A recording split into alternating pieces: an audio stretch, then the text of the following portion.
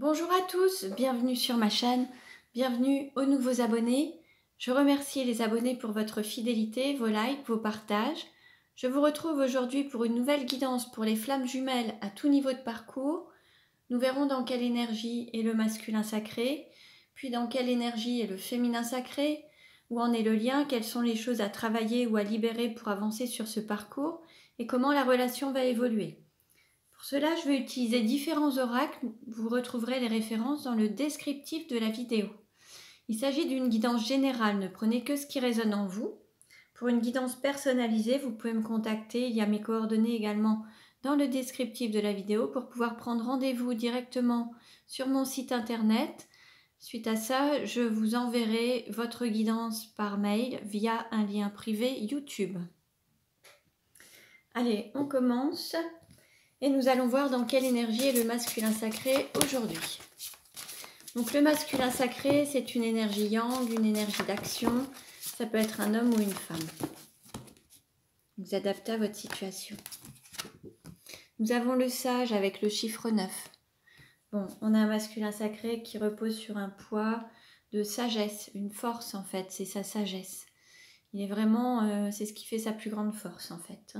On a aussi cet amour inconditionnel qui est présent. Donc il y a le fait peut-être aussi de donner plus que de recevoir.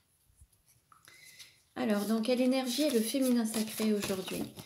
Donc le féminin sacré, c'est une énergie yin, une énergie d'accueil.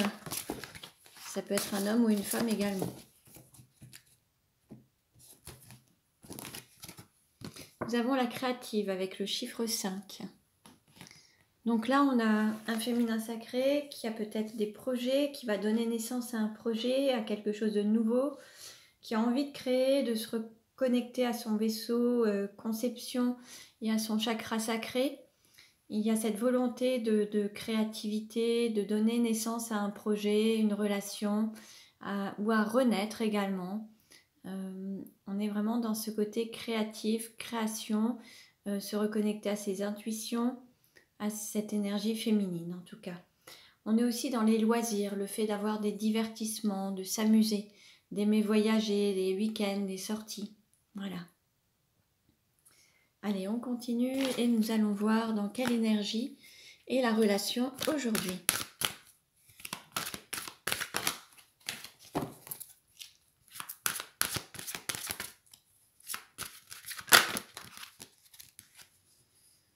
On a plusieurs cartes, mais ça fait beaucoup, mais je vais les prendre quand même.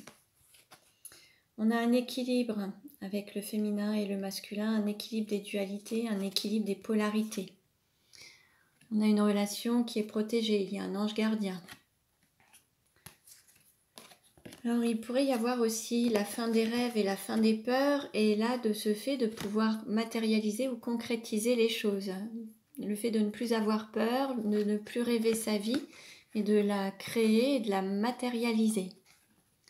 Puis on a la porte, on a une ouverture, il y a une possibilité, un renouveau pour donner justement naissance à quelque chose, redonner une nouvelle naissance ou renaître. Il y a une opportunité à saisir. Alors on continue et nous allons voir comment le masculin sacré peut-il mieux s'aimer. S'aimer, c'est s'accepter tel qu'on est. Donc s'accepter dans son entièreté, les pensées, les paroles, les actes, dans son corps, avec ses différences, avec ses qualités et ses défauts. S'accepter dans son entièreté, quel qu'on soit en fait. Comment le féminin sacré peut-il mieux s'aimer?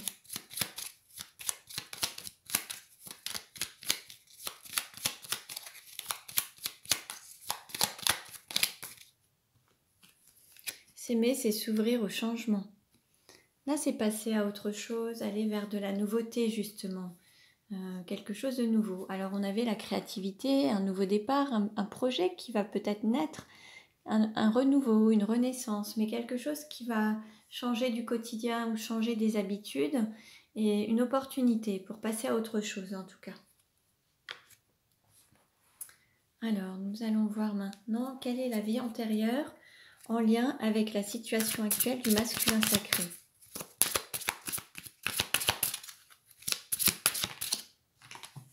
nous avons la famille terrestre inconnue. On peut avoir un masculin sacré entouré d'âmes sœurs, de personnes de sa famille qui ne sont pas totalement en accord avec lui ou avec elle, parce qu'en fait, c'est une expérience justement de s'incarner dans une famille terrestre inconnue, justement. Alors on va voir, je vais vous lire le texte. Alors, ton âme a choisi une famille terrestre qui lui est complètement inconnue. Il y a une différence entre la famille d'âme et la famille terrestre. La famille d'âme correspond aux âmes sœurs que tu retrouves d'une vie à l'autre. Dans cette vie-là, tu as décidé de t'incarner auprès d'une famille terrestre qui est à l'opposé de tes convictions et de tes valeurs. Cela a pu te faire vivre une enfance compliquée et tu as pu avoir l'impression d'être incompris. Tu as pu aussi pendant longtemps chercher ta place et ton identité. C'est un choix profond de ton âme pour que tu puisses redécouvrir ta force intérieure. Tu as choisi une famille terrestre à l'opposé de qui tu es pour te reconnecter avec tes convictions et avec tes idées. Ton âme souhaite connaître une véritable confirmation de ce qu'elle est, et c'est en te confrontant à des personnes qui ne te comprennent pas forcément que tu as décidé de le faire. Ton défi est de te libérer des souffrances que tu as pu avoir dans ton enfance pour te rendre compte que tout ce que tu as vécu est là pour te guider vers une réelle et forte résilience. Tu vas retrouver tes âmes sœurs et tu vas vers ton chemin de vie. Tu es maintenant dans une énergie où tu es sûr de toi et tu es sûr de tes valeurs et de tes pensées. Voilà pour la famille terrestre inconnue. Alors, quelle est la vie antérieure en lien avec la situation actuelle du féminin sacré ?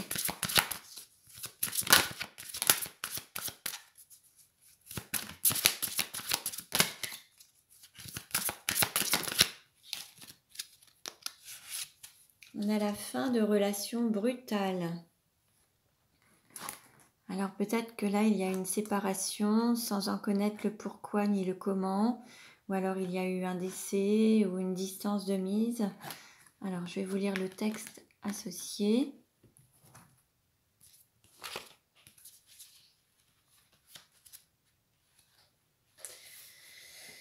Fin de relation brutale. Ton âme a été marquée par une ou plusieurs relations qui se sont arrêtées de façon brutale. Il y a une partie de toi-même qui ne fait pas confiance à la vie, car ta mémoire a été fortement marquée par l'abandon et le rejet. Tu vivais une relation forte, un très grand amour qui te procurait un épanouissement total. Mais la vie en a décidé autrement. Que ce soit à cause de la guerre, de la maladie ou des autres, ton âme a perdu l'amour de sa vie d'une façon brusque et cela a laissé en toi une profonde mémoire d'injustice. Cela a créé beaucoup de doutes et de peur en toi pour construire avec les autres, car tu avais peur que les personnes te délaissent de façon brutale. Une partie de toi se méfiait des événements et avait donc peur du bonheur. Car tu portais cette mémoire qui te disait que si tu étais heureux, alors la vie allait forcément t'enlever ce bonheur. Ton défi est de guérir cette mémoire, car en ayant peur de perdre ce que tu aimes le plus, tu attires à toi des blocages et des événements imprévus, surtout dans la construction de ta vie personnelle. Si tu guéris cette mémoire, ce schéma ne se répétera plus et tu reprendras confiance en la vie et en ses synchronicités. Donc voilà pour le féminin sacré. Et nous allons voir maintenant au niveau des sentiments.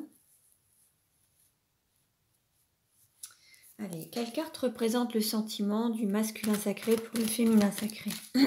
Pardon.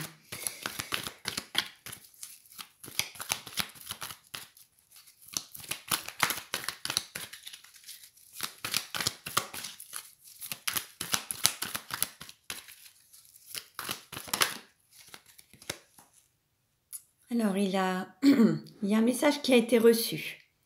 Donc, soit le masculin a voulu envoyer un message, ou alors, en fait, il vous confirme qu'il a bien reçu un message que vous auriez pu lui envoyer. Il y a un message qui a été bien reçu, en tout cas. Donc, quelle carte représente le sentiment du féminin sacré pour le masculin sacré?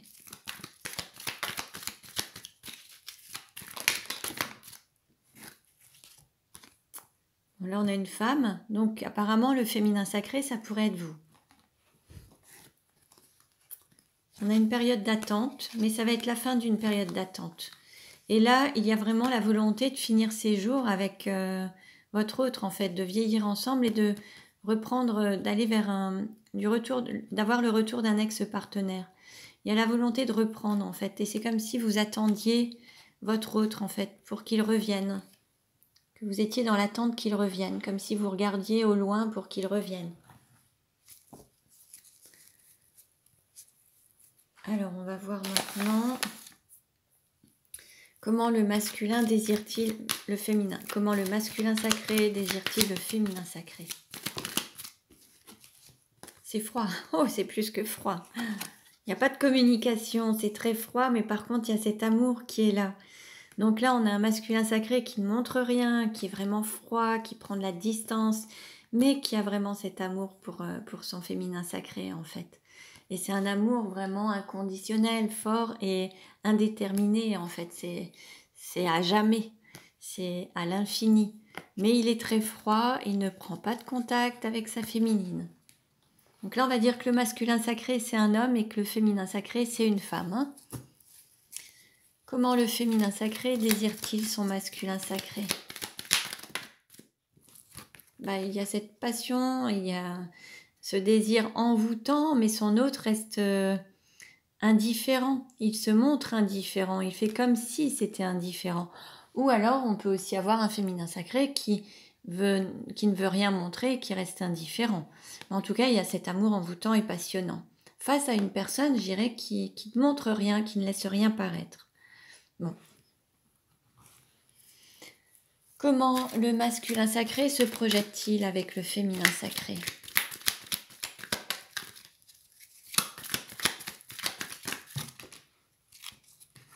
Alors là, on lâche prise, on se détache. Il y a cet amour charnel. En fait, il y a vraiment le fait de prendre peut-être de la distance par rapport à ses propres désirs. C'est comme si il lâchait prise, il voulait s'éloigner de cet aspect charnel, ses propres désirs, ce qui peut l'appeler, parce qu'on a quand même un masculin sacré qui désire profondément son autre. La seule chose, c'est qu'il s'en détache, il s'éloigne de ses désirs, de cet aspect sexuel et charnel. On a le signe de la Balance, du Scorpion et du Sagittaire. Donc c'est comme s'il voulait s'éloigner de cet aspect charnel avec son autre. Comment le féminin sacré désire-t-il le masculin sacré?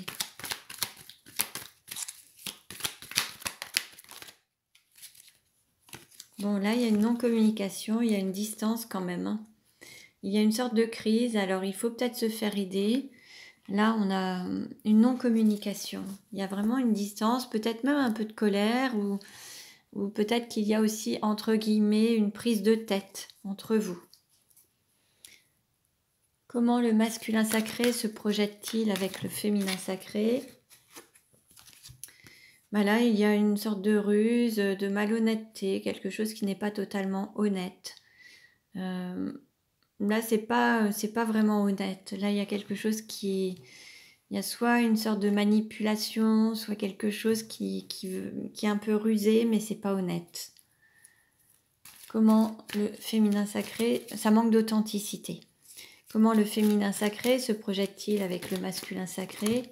Bon, là, on a un manque de dialogue, donc une forme de solitude, le fait d'avoir du courage, le fait d'être vraiment, d'avoir de la force, de saisir une opportunité pour aller vraiment vers le succès. Peut-être vouloir aussi se battre, d'avoir cette force pour se battre et pour lutter, pour aller saisir cette chance en fait, et pour réussir. On a un féminin sacré qui est prêt à se battre par rapport à cette histoire de solitude, d'isolement, où ça manque de dialogue, prêt à se battre pour reprendre peut-être un nouveau départ, et par rapport à ses convictions en fait. Hein. Alors, où en est la relation actuellement?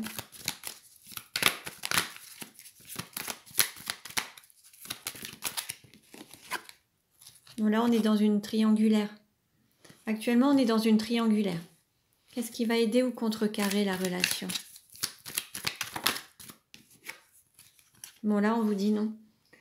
Peut-être le fait de refuser cette triangulaire. En tout cas, ce qui va contrecarrer, c'est peut-être aussi le refus des flammes jumelles. On a le nombre 11. Il y en a un des deux qui refuse peut-être la relation de flamme jumelle à cause d'une énergie tierce. Quel est le conseil donné?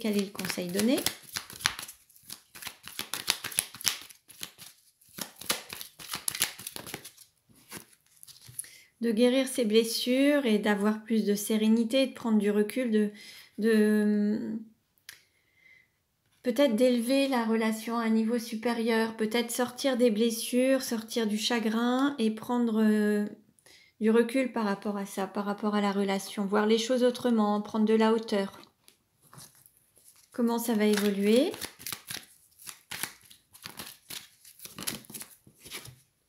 Là, on nous pose des questions. Il y a un rival ou une rivale, en tout cas, dans la relation. Donc, ça met des doutes parce qu'il y a une rivalité, en tout cas, soit un homme ou une femme. Mais on se pose beaucoup de questions, il y a beaucoup de doutes parce qu'il y a cette triangulaire, cette énergie tierce et on ne sait pas comment ça va pouvoir évoluer. Comment ça va évoluer à moyen terme.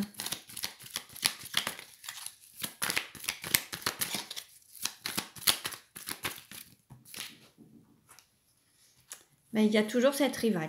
Donc de toute façon, l'amour n'est pas exprimé pleinement, il n'y a pas vraiment cet amour qui s'exprime totalement. Alors on a le nombre 54, ça peut correspondre à un âge ou à une année, hein, vous verrez bien une situation. En tout cas, cet amour n'est pas exprimé totalement, il y a une retenue parce qu'il y a une rivale.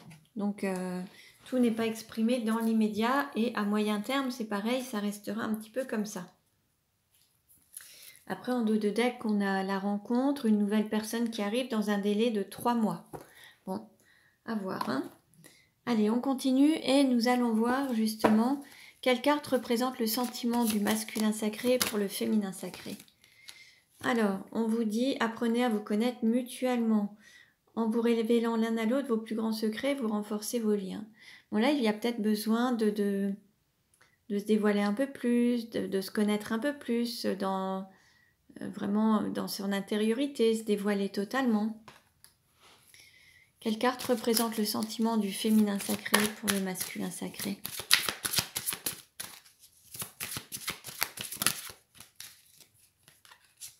Et là, on a la passion. Bon, on a un féminin sacré qui aime son hôte de manière passionnelle. Hein.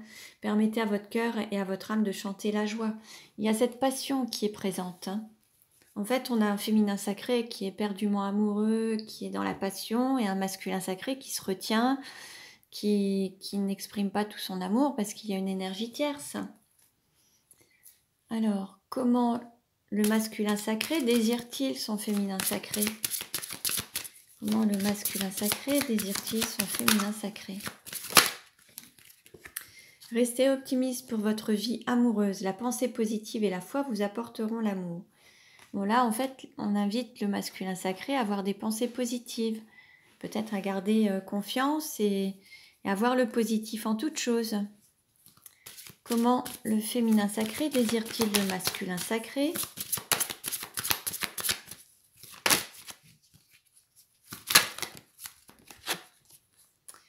On lui dit, c'est certainement lui. Vous avez déjà rencontré le partenaire amoureux que vous cherchez.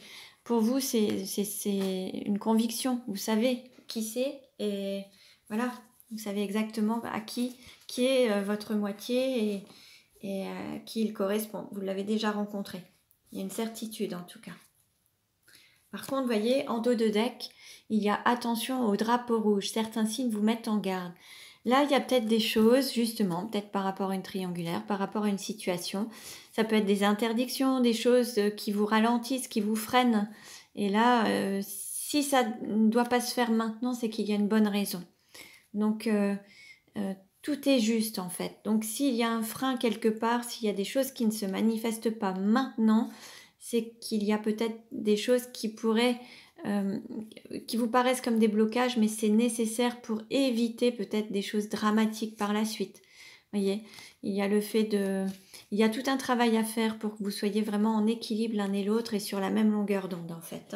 Donc si vous ne vous retrouvez pas tout de suite, c'est que les énergies ne sont pas encore totalement alignées.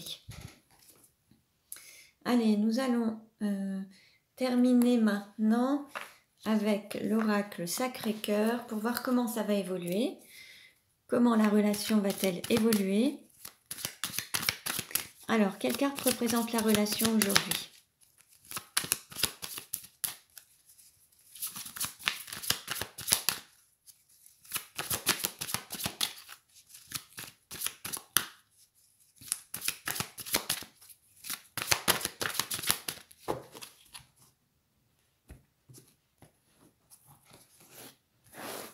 Alors, quelle carte représente la relation aujourd'hui? Qu'est-ce qui va aider ou contrecarrer? Quel est le conseil donné?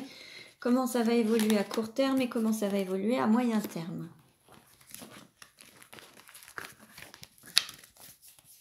Alors, en dos de deck, qu'est-ce qu'on nous dit? On nous parle d'enfant. D'enfant, alors enfant intérieur ou enfant. Il y a peut-être une situation, il y a des enfants. Après, on vous invite peut-être aussi à vous reconnecter à votre enfant intérieur, mettre plus de joie dans votre vie. Alors, où en est la relation aujourd'hui? Aujourd'hui, on est dans une situation où il y a eu de la trahison, des mensonges et beaucoup de déceptions. Peut-être que vous étiez justement dans une relation avec cette triangulaire, quelque chose où il y avait de la trahison. Le conseil, alors qu'est-ce qui va aider ou contrecarrer? On nous parle d'invitation. Il va y avoir une invitation qui va se présenter à vous, que voilà, à saisir ou pas, hein.